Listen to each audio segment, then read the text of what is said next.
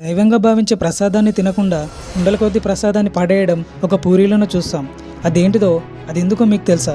మనందరి హృదయాల్లో ప్రేమ భక్తిని నింపే రథయాత్రకు భూమి మీద ఉన్న మనుషులే కాకుండా 14 లోకాల నుండి అనేక మంది దేవాను దేవతలు, అసురులు, భూత ప్రేతాలు రథయాత్ర సమయంలో ఆ పూరి జగన్నాథు దర్శనానికి వస్తాయి. ఆ జగన్నాథుడు, బలరాముడు, సుభద్ర వాళ్ళకి మనకు కనిపించిన ఎన్నో శక్తులు రక్షణగా ఉంటాయి.